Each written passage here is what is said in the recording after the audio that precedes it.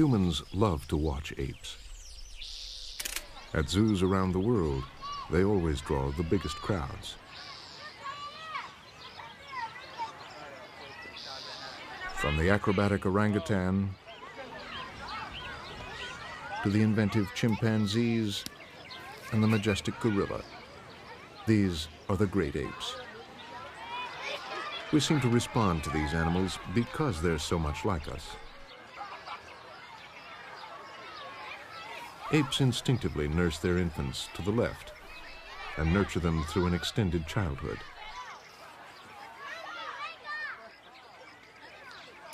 We may look different from apes because they appear to be much hairier.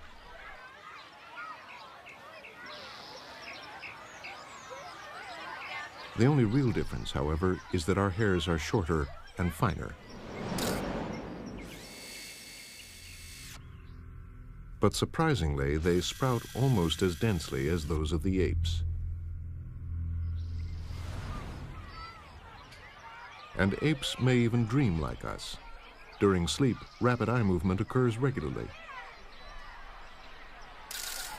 It's one of the clearest outward signs of dreaming.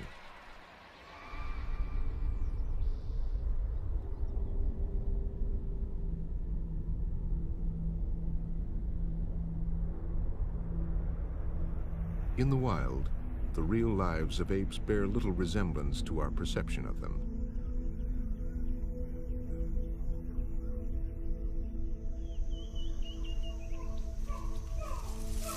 Chimpanzees are not the cuddly clowns they so often seem.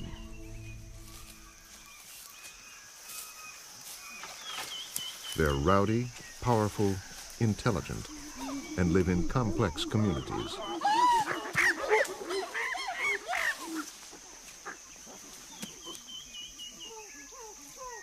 Like us, they have lifelong friendships and rivalries.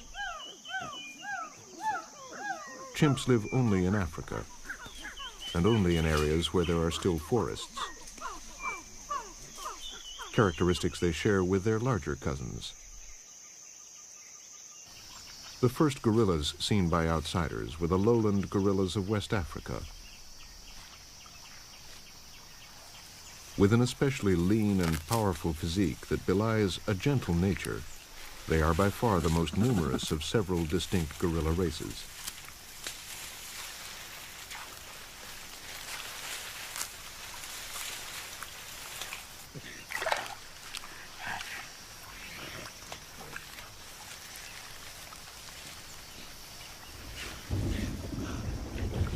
A 1,000 miles to the east, across an almost unbroken expanse of forest, the land rises steeply into a series of mountain chains.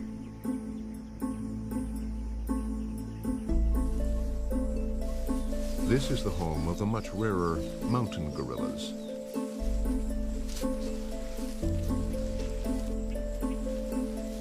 With a thick, darker coat and a stockier build, they're able to keep warm in the cold mountain climate.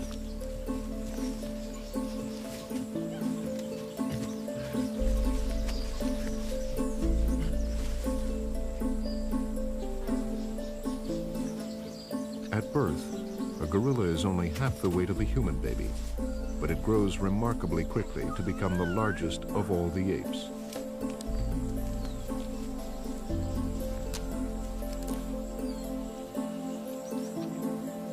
A fully grown male is nearly 6 feet tall and weighs in at around 450 pounds.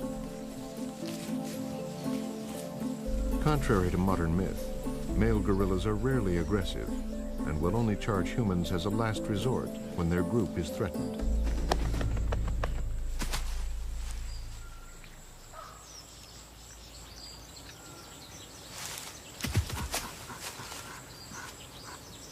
Gorillas and chimpanzees are found only in patches of equatorial Africa.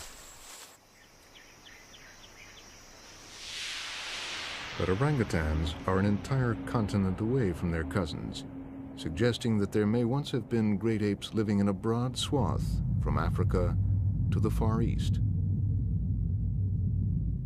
Today, orangutans live only on the islands of Sumatra and Borneo.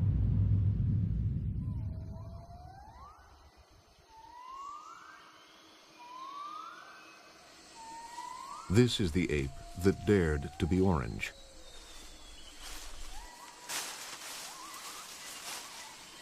Yet far from being bold, orangutans are shy, solitary animals that rarely come in contact with one another. They're the only truly tree-dwelling great apes, and even sleep in nests high in the forest canopy.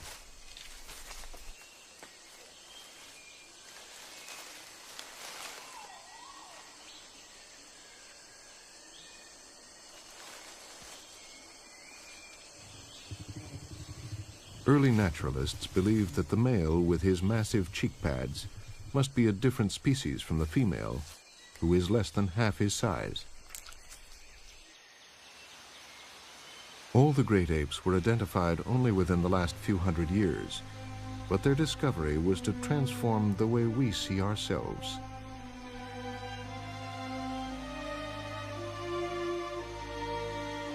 In the 17th century, tantalizing rumors emerged out of Africa. They told of strange man-like creatures, one of them said to be a giant. At first, they were dismissed as travelers' tales, but then similar stories of a wild man began to filter back from the Far East. By the end of the 18th century, fiction had started to become fact. Chimpanzees and orangutans were shown at zoos in Europe, and their remarkable similarities to humans began to stimulate fierce scientific argument.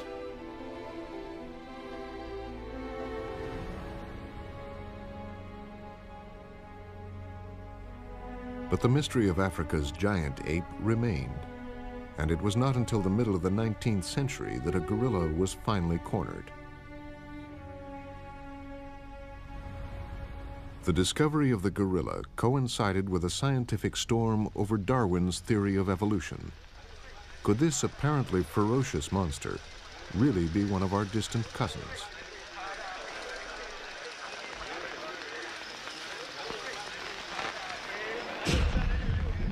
But science soon lost out to profit, and zoo owners marauded through Central Africa in search of specimens. Then we came into a clearing and found broken bamboo shoots, which we knew to be gorilla food. Well, I've been here all right. Certainly have. They can't be very far away.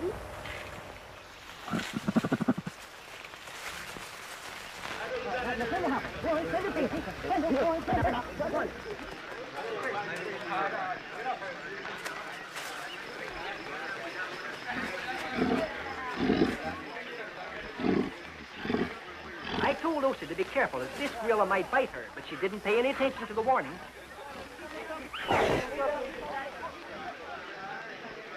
From the first successful capture, gorillas were shipped around the world to feed a public appetite for a 20th century monster.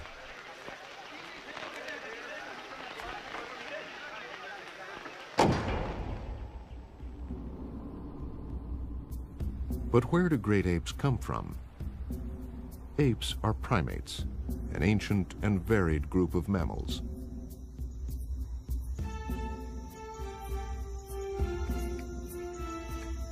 Like this slender loris, the earliest primates were small and nocturnal, with hands and feet adapted for grasping and manipulation.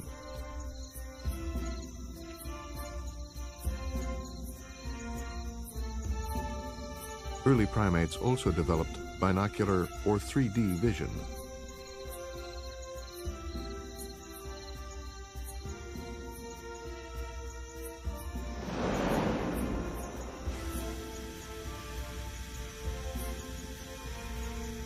Many mammals have eyes on the side of their heads that face outwards, ideal for keeping watch to the front and back. But early in their evolution, primates gave up this defensive arrangement and the eye sockets rotated forward. The two separate fields of vision were now merged. The eyes were no longer early warning devices, but effective range finders.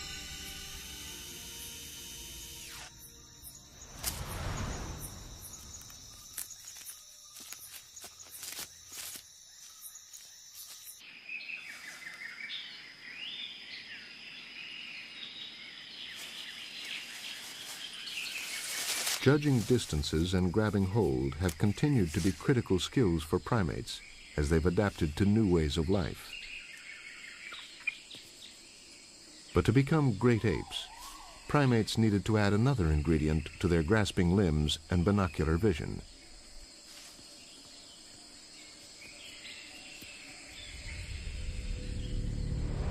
For most of the 65 million years of their evolution, most primates have been small and light.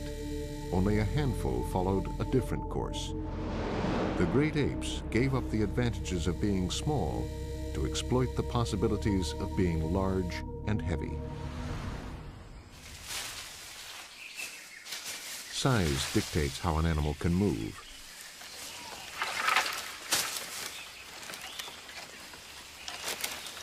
A monkey is light enough to leap and can use its long tail for steering and balance. Strong hinge-like joints in the arms and legs absorb the heavy shock of impact.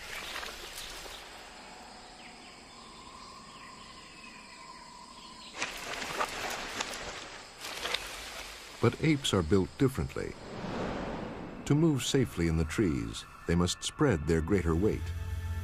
The shoulder joints spread apart, broadening the body.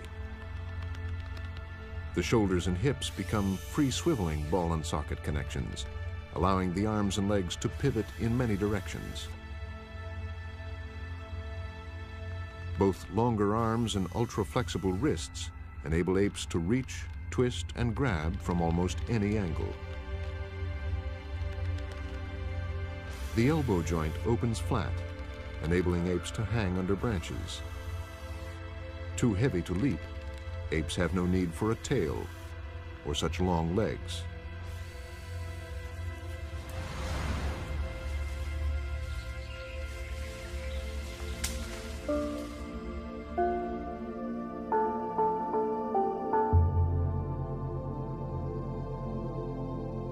Our own exceptionally flexible limb joints owe everything to these ape characteristics.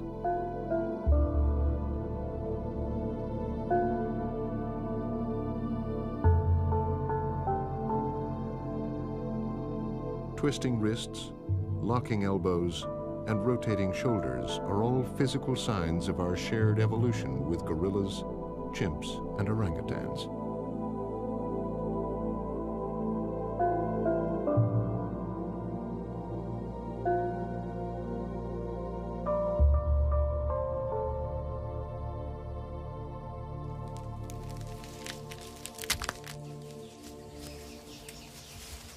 Size has its advantages.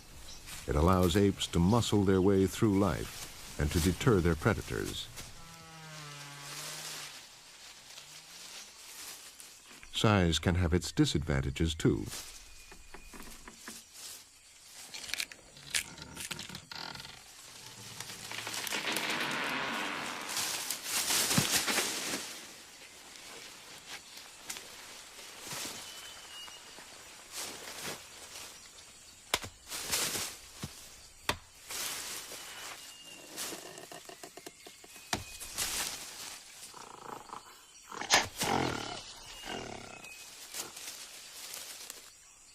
Orangutans reduce the risk of mishaps with some calculated caution and a good strong grip.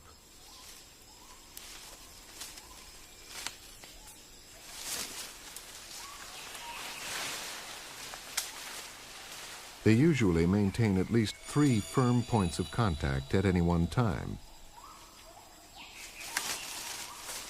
This makes leaping literally impossible. A good thing 150 feet up in the forest canopy.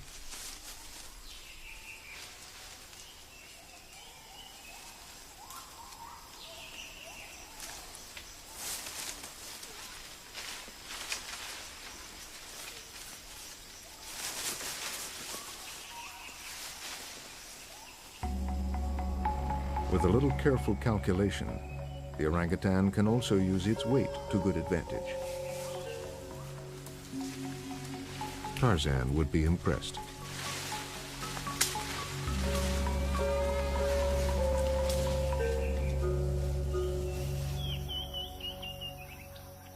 But why are such big animals up in the trees at all?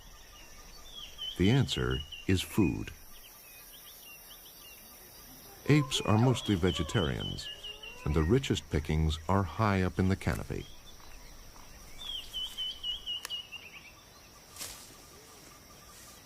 Fruit provides apes with many of their energy needs. Fruit also explains why apes need rainforests. It's only in these warm and wet environments that plants are able to produce a continuous year-round crop of fruit, enough to satisfy the demands of these large and specialized feeders.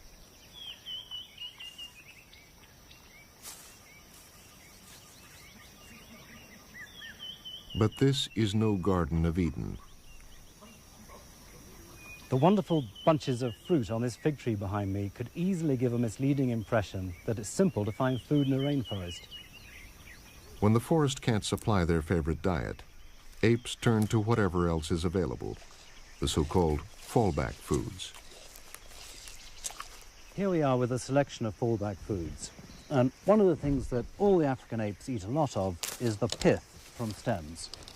Now, if we can break it open, we can get a sense of just how strong they have to be and what a strange kind of food source this is that they are reduced to eating.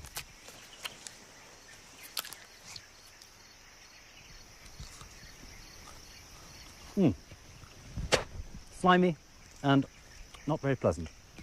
Sometimes they eat young leaves off bushes and small trees.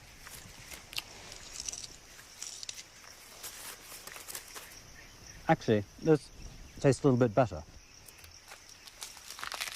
All the apes turn to bark. Not the outside of the bark, but the inside part, still very coarse. Strip it off and put that in their mouths and chew away. Not very nice for us. And I think that we're extremely lucky to be humans ourselves and have some much nicer alternatives.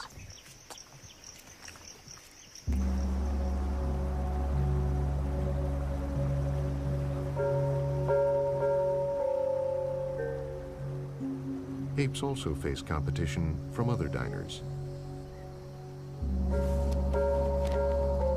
Productive trees are usually spread very thinly around the forest, and typically their fruit ripens suddenly and with little warning. But how does a slow-moving climber like the orangutan compete with a flyer like the hornbill?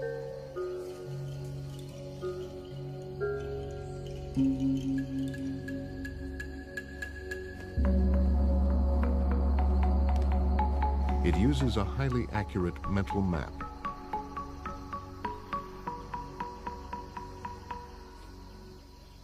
The orangutan probably knows which tree to aim for.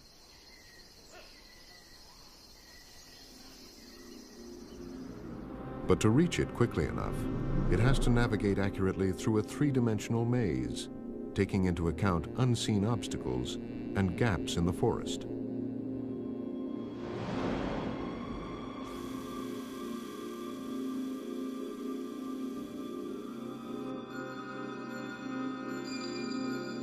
To select the best possible route, the orangutan must first recall and then compare different alternatives.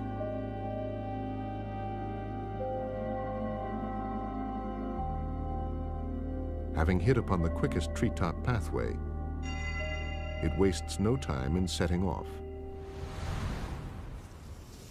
Without this efficient route finder, the orangutan would be in constant danger of expending too much energy searching for food. That eventually would lead to starvation.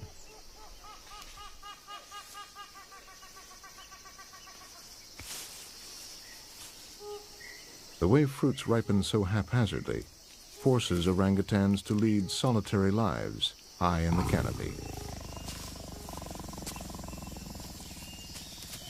They also stay aloft to avoid the threat of tigers.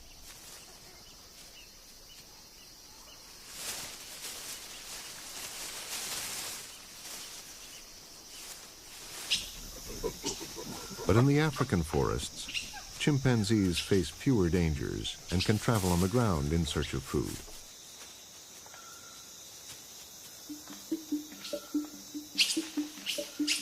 And here, the apes are more often predator than prey.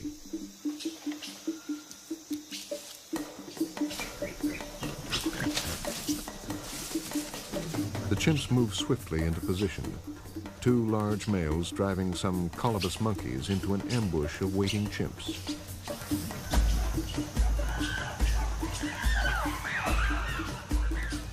A young colobus is targeted and surrounded as more chimps join the hunt.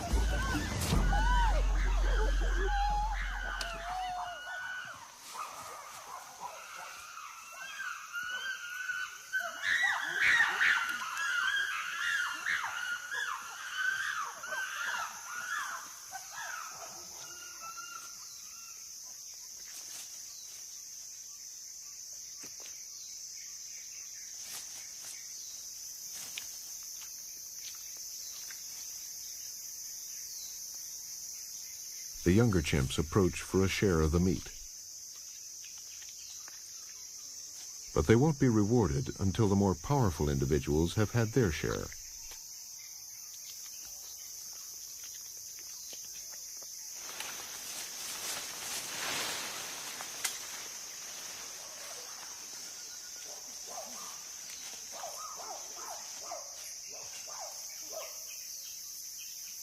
Some groups of chimpanzees achieve a 50% success rate in hunting, a performance well above the killing efficiency of specialized predators like lions.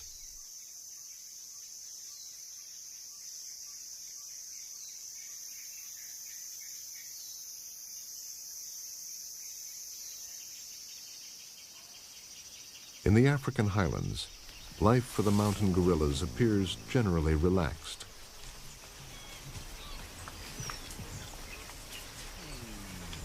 Food is plentiful, and the group seems to be a close and amicable family.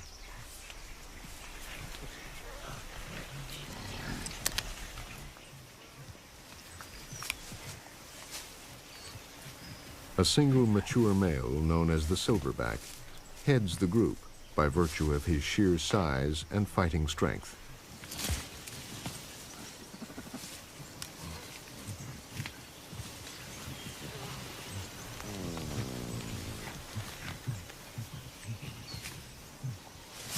For male gorillas, success in adulthood will ultimately depend upon their fighting ability.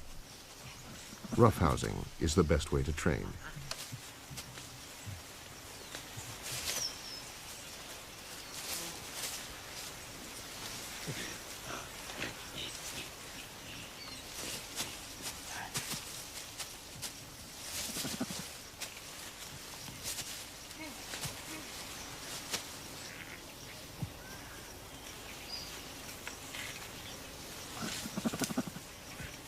All of the 9 youngsters in this group are probably the silverback's own offspring, so he seems content to put up with their high-spirited play.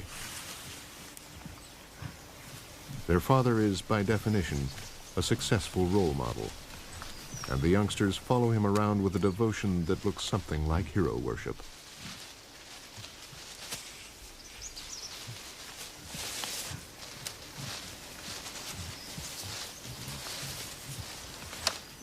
But adolescent males prefer to steer clear of the silverback.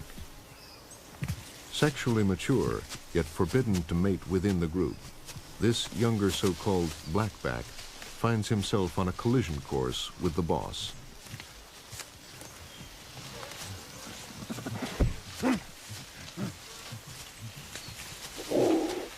His sexual frustrations finally boil over, and a young female is bullied into submission.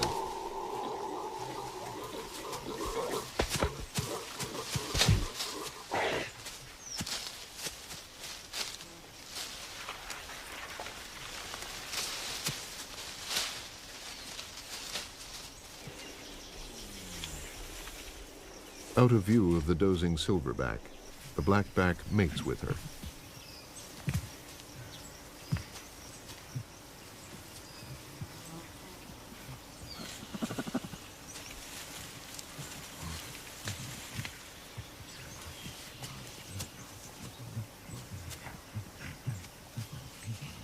But the blackback takes a serious risk.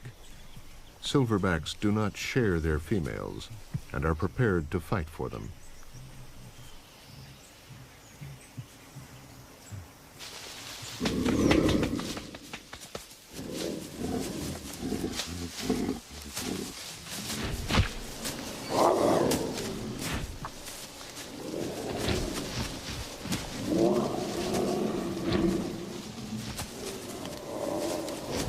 The result is a painful but superficial wound, a reminder of the silverback's power and dominance.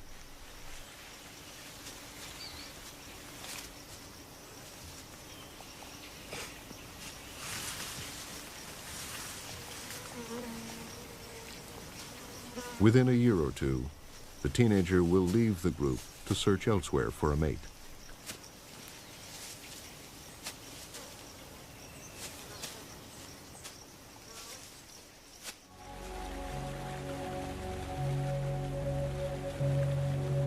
Male aggression, especially toward females, is not limited to gorillas. In the forests of Sumatra and Borneo, orangutans spend most of their time apart and lead lives that are generally quieter than their African cousins.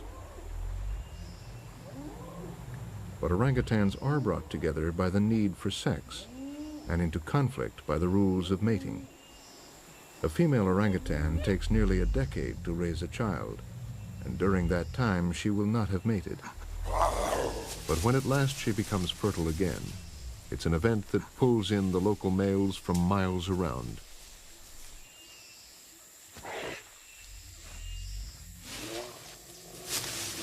But ahead of the dominant males is a young, frustrated teenager, too small to compete against his elders, but small enough to outmaneuver them. He forces himself on a female.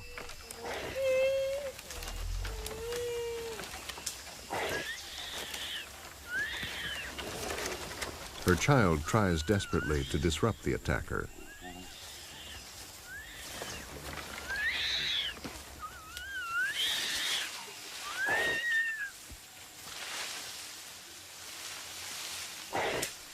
But when a big male appears, the stakes will be raised.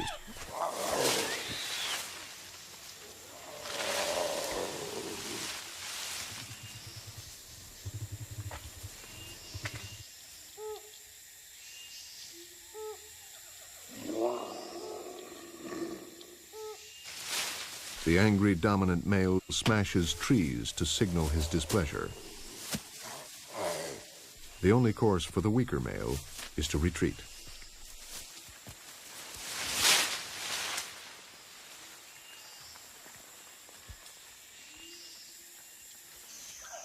Male chimpanzees compete too, but they can also cooperate.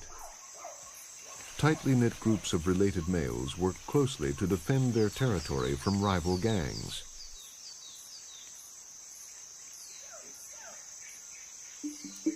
Individual rivalries are put aside, and nowhere is discipline tighter than on border patrol.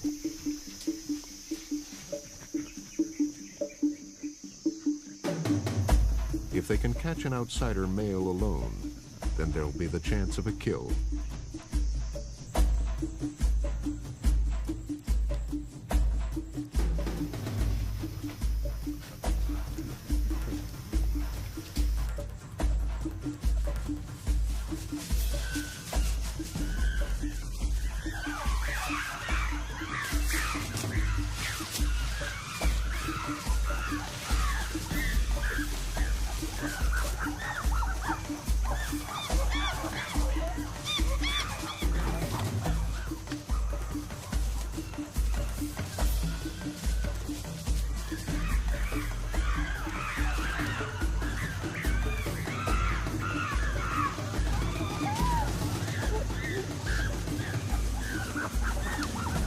By some estimates, about a third of adult males die in attacks like this, a staggeringly high murder rate.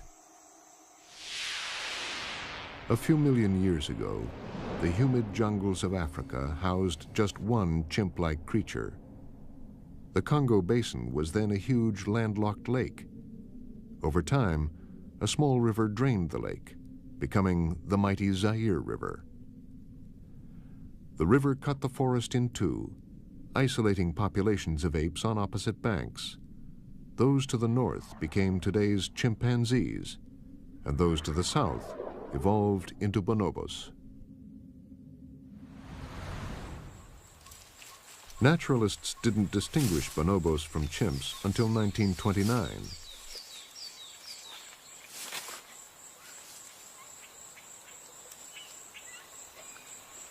But some of the clearest differences can be found in the status of females. A female chimpanzee's life is rugged. They have hardships just in daily activities. They are probably lower on the hierarchy, the social status, than males throughout the society. And, for instance, males beat them up, chase them, bully them around, and that doesn't happen in bonobo society. The female bonobos are not bullied and chased, although there can be some aggression. It's very minor. Female bonobos are never raped, as far as we know. They have first choice at feeding sites. Their life is much more peaceful. The physical differences between chimps and bonobos are quite telling. Bonobos have shorter, smaller faces and a more slender physique, retaining many of the features seen in juvenile chimps. They're rather like chimps frozen inside adolescent bodies. Even their voices are high-pitched and childlike. Like chimps, bonobos live in large, boisterous social groups. But it's the lack of violence and the role of sex that's unusual. Sex is clearly not all for reproduction. Through orgies of touching and genital stimulation known as GG rubbing, females heal minor tensions and make peace. What's happening, this is another example of how the females are, the stability in the community, is that the males hold back. They're wimps, basically. And the females will cross over and they will GG rub and they will interact with neighboring females. Even though the communities maintain their stability, when they do have a chance to come together, there is non-aggressive interaction. Bonobo life seems more gentle and caring in other ways, too. When bonobos copulate, when they interact, they look into each other's eyes. They gaze into each other's eyes, and they communicate in those ways that chimps don't do, and I think they miss a lot. The chimps miss a lot. The male aggression that is so common in chimps is much reduced in bonobos. And even relations between neighboring groups are often peaceful. Why do they need to be aggressive? They don't have to fight for food. They don't have to fight for sex. They don't have to fight for interrelationships. They don't have to fight for space. Why would they be aggressive?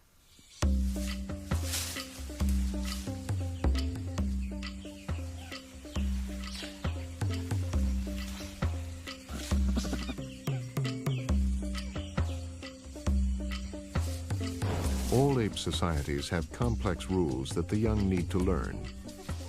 The way they do this mirrors the development of a human child.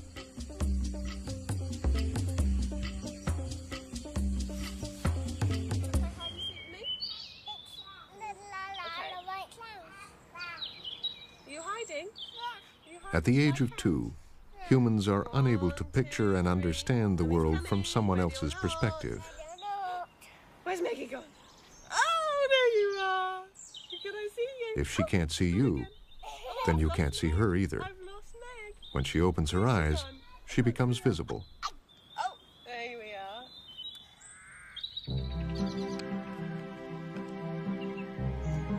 As they develop, human children acquire the missing mental trick. A 7-year-old is able to bridge the gap to another person's mind, to picture someone else's viewpoint, and to imagine how his knowledge and intentions could be different from her own.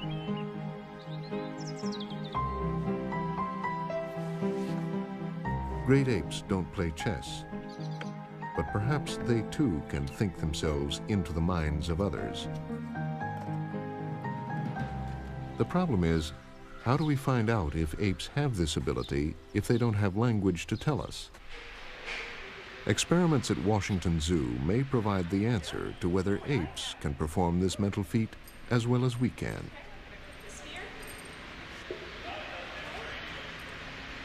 It's very easy for humans. We do this all the time. And what we're testing is how capable are apes of doing this, in this case an orangutan, when she's interacting with a human. So the idea is, when I walk up to this situation, I am totally naive. I don't know where the hidden food is. I don't know which location it's in. And I don't do anything unless she tells me to do it. So what she will do is move me into the correct position, turn me around, and push me towards where the food is hidden. Now, she understands that I'll uncover the food and hand it to her once she directs me towards it. What's important is that she has to understand that I have a lack of knowledge in my mind about this situation. But what if knowledge isn't the only thing lacking? Okay. Put it right here. And get Rob. Rob Schumacher is now led in with his eyes covered. Try to come out here. If Inda is truly to see things from Rob's perspective, she has to realize that, just like her, Rob needs eyes to find the food.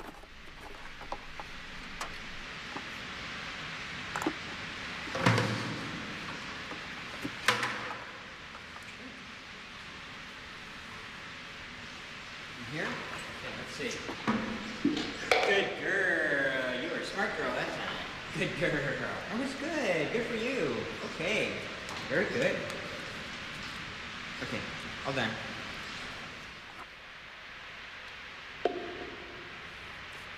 Now things are still more complicated for Inda. She is confronted by Rob and a second person whose eyes are covered. But Inda knows that all humans, and not just Rob, need to see.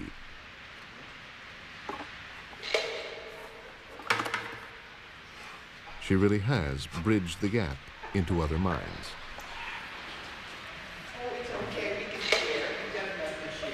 What she did very well was not only model the fact that both of us had a deficit of information, she understood that we did not know something that she knew, and on top of that, she modeled the visual field of the person that she chose to assist her. So by removing the bucket off of his head, what that demonstrates is she understands what he sees when he looks at a situation. She's moved outside of her own experience, and she's modeling someone else's experience in her own mind. To reach into the minds of others requires a sense of who you are. When this monkey is confronted by its own reflection, it reacts as if it were facing another monkey.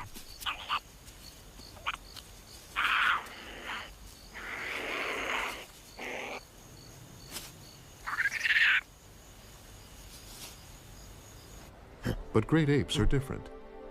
In a single moment of insight, puzzlement turns into self-recognition, and AZ sees not another ape, but himself in all his finery.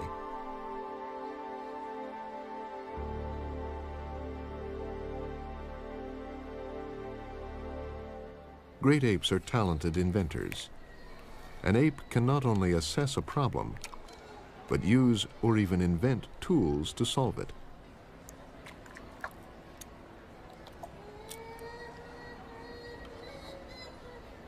By breaking some twigs to fit through the gap, the orangutan can flick and roll food into its mouth. And if peanut butter is available, It can be used as a glue to create another kind of tool.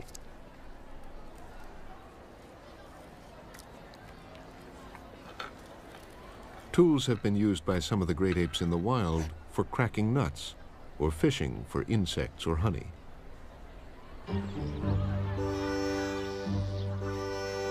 Tribes in Indonesia used to say that orangutans pretended not to talk to avoid being put to work. We now know that speech is physically impossible for great apes. But this orangutan comes to work each morning to learn how to communicate with humans.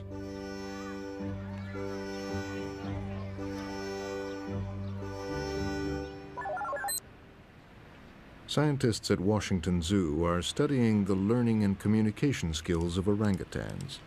It is officially labeled a language study. Okay. But Rob Schumacher and his team are not teaching the animals to talk. Instead, they are teaching the recognition and use of symbols so that the orangutans can communicate their wants and needs. Good, okay, good job. Very good.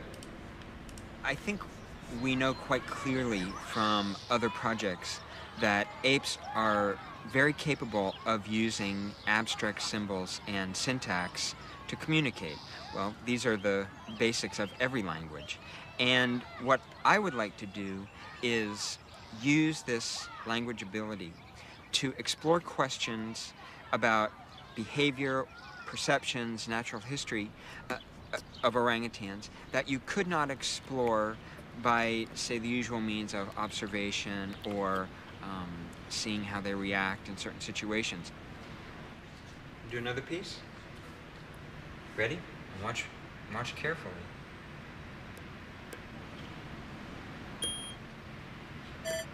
No. Let's try it one more time. Start over.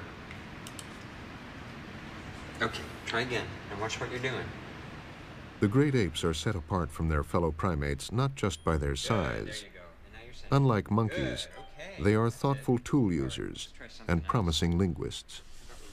They also have a self-awareness, and like us, a special ability to see and think as if they were someone else. This will be the last one.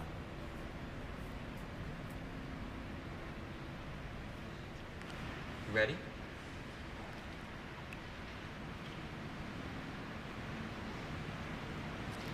That's right.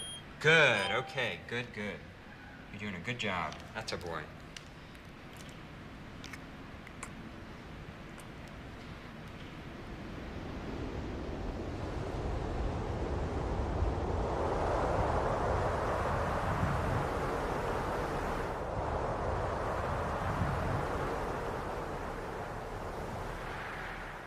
It's now common knowledge that apes are remarkably smart. Still, if they're so clever and adaptable, why haven't they explored more varied habitats? Monkeys like these baboons thrive on the African plains. But where are the apes? Just because apes aren't visible now in the savannah doesn't mean they've never existed here.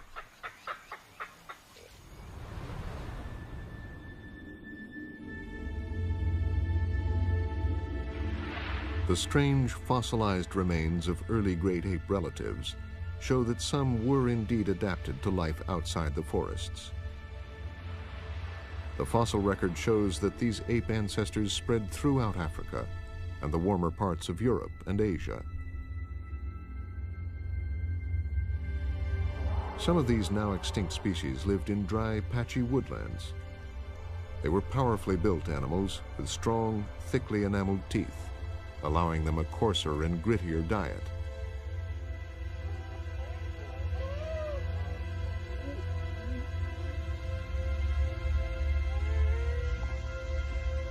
In the foothills of the Himalayas lived the greatest of all great apes.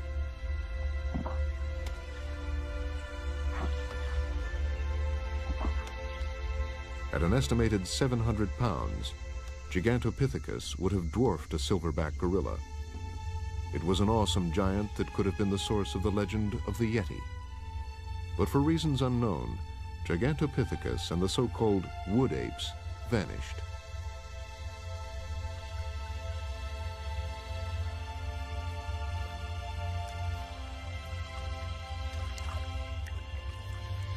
Then around 5 million years ago, another wave of apes emerged from the forest communities.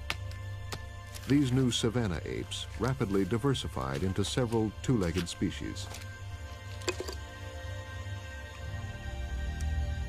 Of these, only one survives to this day, Homo sapiens, or humans.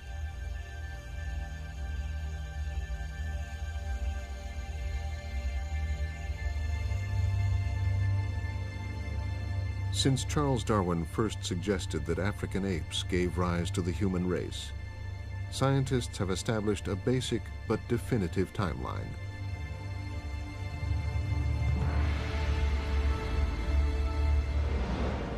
The great ape family tree has roots that date back 15 million years to when the ancestors of orangutans first emerged. Later, the ancestors of gorillas split off from the remaining African apes. Then, just 5 million years ago, there was a third split with two branches. One eventually gave rise to chimpanzees and bonobos, and the other, the human animal, the ape that changed the world.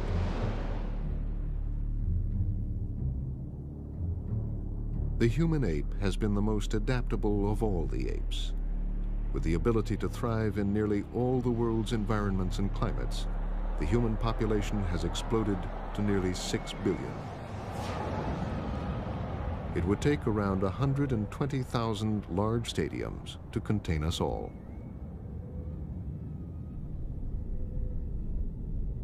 But the entire world population of the other great apes, the gorillas, chimps, bonobos, and orangutans, could be squeezed into just one stadium, and each year the number of apes continues to fall.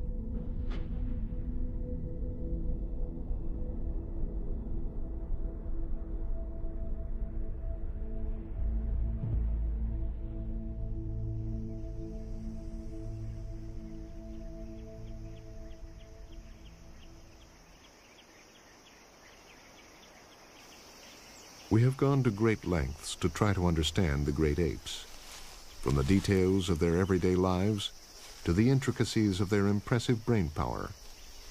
But it's only within the past few decades that studies have begun in earnest. What we've learned in that short time is that the differences between us and our great ape cousins are mostly skin deep. Our DNA differs from chimps, gorillas, and orangutans by between just 1.6 and 3.6%.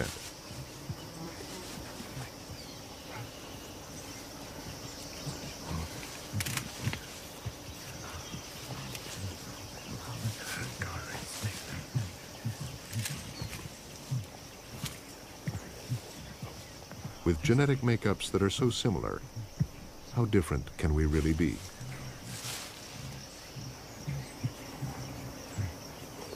I don't think that humans and apes have wildly different abilities or capacities.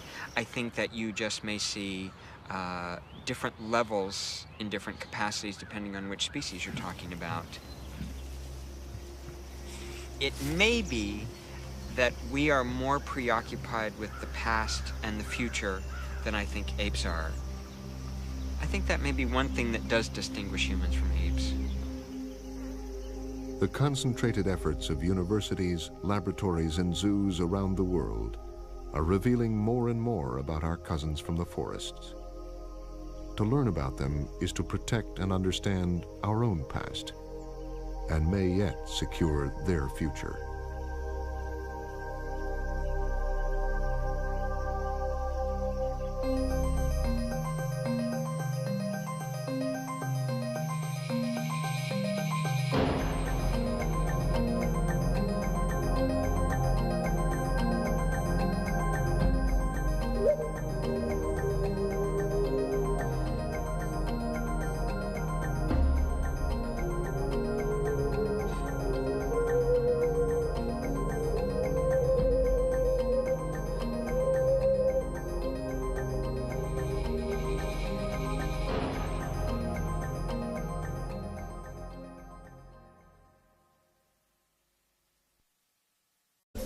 male gorillas are rarely aggressive and will only charge humans as a last resort when their group is threatened.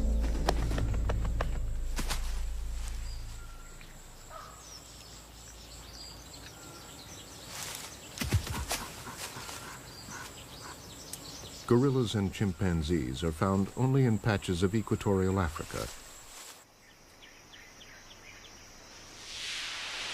But orangutans are an entire continent away from their cousins, suggesting that there may once have been great apes living in a broad swath from Africa to the Far East. Today, orangutans live only on the islands of Sumatra and Borneo.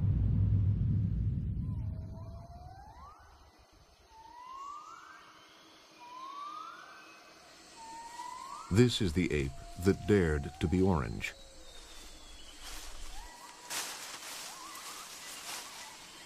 Yet far from being bold, orangutans are shy, solitary animals that rarely come in contact with one another. They're the only truly tree-dwelling great apes, and even sleep in nests high in the forest canopy.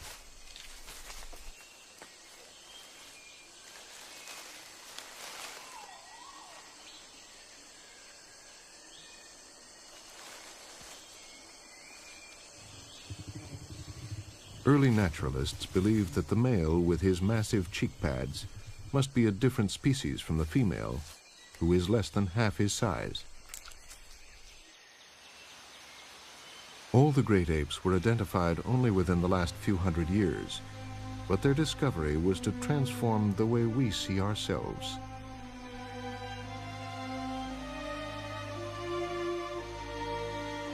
In the 17th century, tantalizing rumors emerged out of Africa. They told of strange man-like creatures, one of them said to be a giant. At first, they were dismissed as travelers' tales, but then similar stories of a wild man began to filter back from the Far East. By the end of the 18th century, fiction had started to become fact. Chimpanzees and orangutans were shown at zoos in Europe, and their remarkable similarities to humans began to stimulate fierce scientific argument.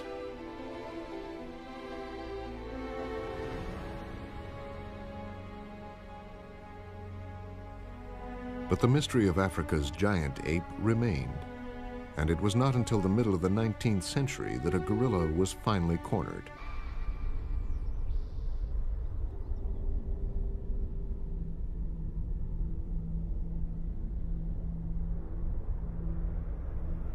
In the wild, the real lives of apes bear little resemblance to our perception of them.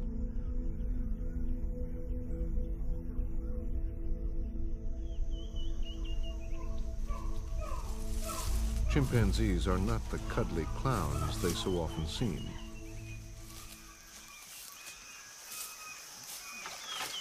They're rowdy, powerful, intelligent, and live in complex communities.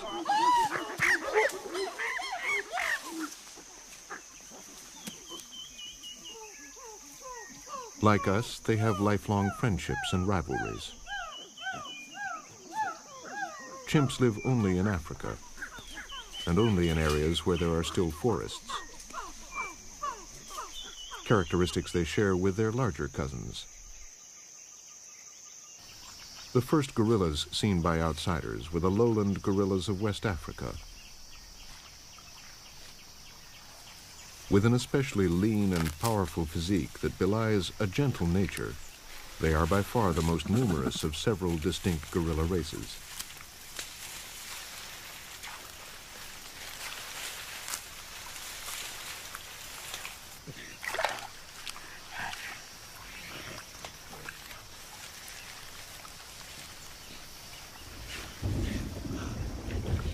A 1,000 miles to the east, across an almost unbroken expanse of forest, the land rises steeply into a series of mountain chains.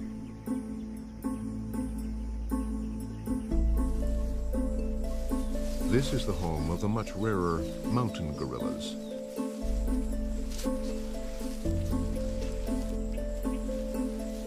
With a thick, darker coat and a stockier build, they're able to keep warm in the cold mountain climate.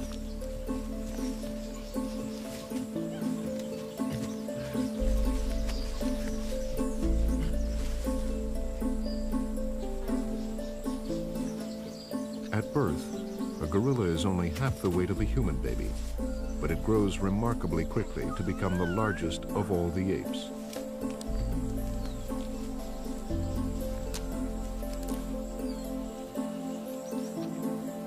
A fully grown male is nearly 6 feet tall and weighs in at around 450 pounds. Contrary to modern myth, humans love to watch apes. At zoos around the world, they always draw the biggest crowds. From the acrobatic orangutan to the inventive chimpanzees and the majestic gorilla, these are the great apes. We seem to respond to these animals because they're so much like us. Apes instinctively nurse their infants to the left and nurture them through an extended childhood.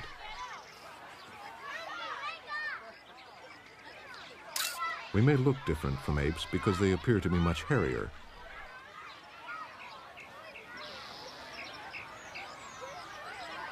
The only real difference, however, is that our hairs are shorter and finer. But surprisingly, they sprout almost as densely as those of the apes.